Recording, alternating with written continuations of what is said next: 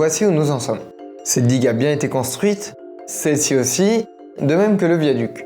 Mais sur toute cette portion d'environ 2,5 km, soit près d'un cinquième de la route, il n'y a absolument rien. En fait, plusieurs obstacles apparaissent entre-temps et ils obligent les autorités à choisir entre revoir complètement le projet ou tout simplement ne pas l'achever, vous allez comprendre. À quelques kilomètres de là, nous voici au cœur de la carrière de Bois Blanc.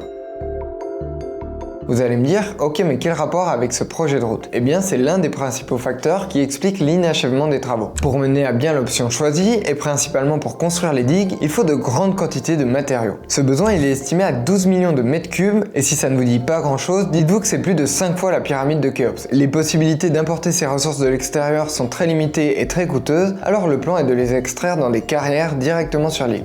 Il n'y a pas réellement de manque de roche à La Réunion. On est sur un caillou basaltique avec un volcan qui produit du basalte régulièrement, donc c'est pas une denrée rare à La Réunion. Il y avait l'idée d'ouvrir une carrière à Saint-Leu, ce qu'on appelle la carrière de Bois Blanc, d'où on devait extraire 7 millions de tonnes de roches pour pouvoir finalement construire cette fameuse digue. Mais très vite, des problèmes vont apparaître. Les quantités nécessaires ont été sous-estimées selon la Chambre régionale des comptes, et une partie des sites de carrière qui étaient envisagés pour extraire une partie des matériaux sont contestés par des associations écologistes et des habitants qui craignent des nuisances et des impacts sur la nature. Donc il y aura une personne debout, il n'y aura pas de carrière à Bois Blanc, parce que déjà, il y a des risques sanitaires pour nos enfants, pour nos familles, pour les personnes âgées et les enfants en bas âge également, et ça on ne laissera jamais passer. L'ouverture du site de Bois Blanc par exemple est bloquée par la justice en 2018, notamment au motif qu'elle pourrait provoquer la destruction d'habitats de plusieurs espèces protégées. Donc c'est les entreprises qui devaient construire les digues, qui devaient obtenir les autorisations pour exploiter les matériaux. Donc effectivement il y a eu des difficultés qui nous sont remontées assez rapidement. Les agriculteurs de tout temps devaient mettre les cailloux sur le côté de leur champ, et donc on a